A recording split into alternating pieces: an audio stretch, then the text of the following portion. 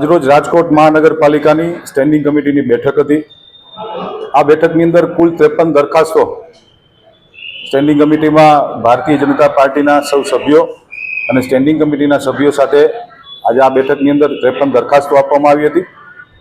આ દરખાસ્તોમાં કુલ 102,44,16,00,000 જેવી માતબર રકમના રાજકોટ શહેરના 18 વોર્ડની અંદર વિકાસ કામોની આજે મંજૂરી આપવામાં આવી છે।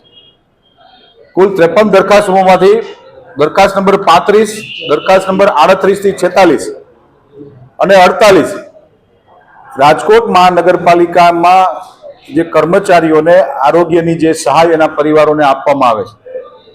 સ્ટેન્ડિંગ કમિટીમાં ભારતીય જનતા પાર્ટીના સભ્યશ્રીઓને એક ચર્ચા કરવામાં આવી। દર વખતે આરોગ્યની જે દરખાસ્તો આવી રહી છે અધિકારીશ્રીઓના પરિવારોની ચૂકવણીની ખર્ચની, તો આ દરખાસ્ત પેન્ડિંગ રાખી અને એક પોલિસી બનાવવામાં આવે અને એ પોલિસીને ધ્યાનમાં રાખીને આવતી સ્ટેન્ડિંગ સુધી આ દરખાસ્તને અમે પેન્ડિંગ રાખીએ છીએ। અને દરખાસ્ત નંબર 51 સાતમ આઠમના તહેવારોની અંદર રાજકોટમાં સમાજ કલ્યાણ સમિતિ દ્વારા સાંસ્કૃતિક કાર્યક્રમો કરવામાં આવ્યા હતા, પરંતુ આ કાર્યક્રમો વરસાદના કારણે કાર્યક્રમ થઈ નથી શક્યા।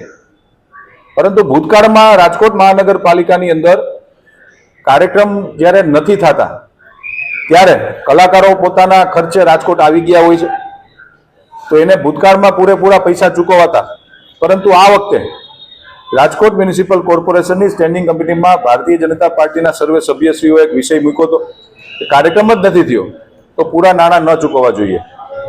એટલે આજે એક પોલિસી બનાવવામાં આવી છે કે 50% પૈસા એને ચૂકવી દેવાના, 50% પૈસા એને ન ચૂકવવા જોઈએ। કારણ કે કોઈ પણ આર્ટિસ્ટ આવી જતા હોય છે અને સદનસીબે આવી કોઈ પણ સાયક્લોન કે વરસાદ આવે ત્યારે કાર્યક્રમ નથી થતા, એટલે એને મહેનતાણાના 50% રકમ કાપવાનો નિર્ણય આજે કરવામાં આવ્યો। કુલ 102 કરોડ જેવી માતબર રકમના કામો, વિકાસ કામો આજે મંજૂર કરવામાં આવ્યા છે।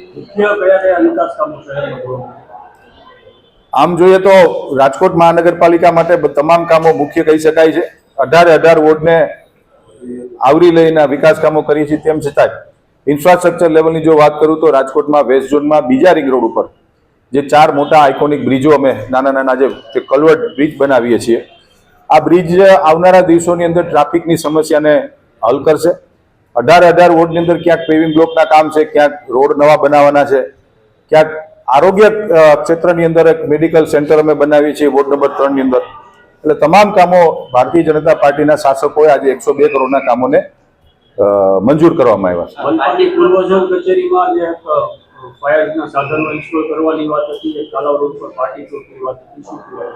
મનપાની પૂર્વ ઝોન વિસ્તારની અંદર તમામ જેટલી પ્રોપર્ટીઝો છે, કોમ્યુનિટી હોલ છે, ઓડિટોરિયમ છે, કચેરીઓ છે, ત્યાં ફાયર સેફટીના સાધનોનું 4 વખત ટેન્ડર કરવાથી આ વખતે 5મી વખત રીટેન્ડર કરીને પાર્ટી આવી છે, એ કામને મંજૂરી કરવામાં આવ્યું છે।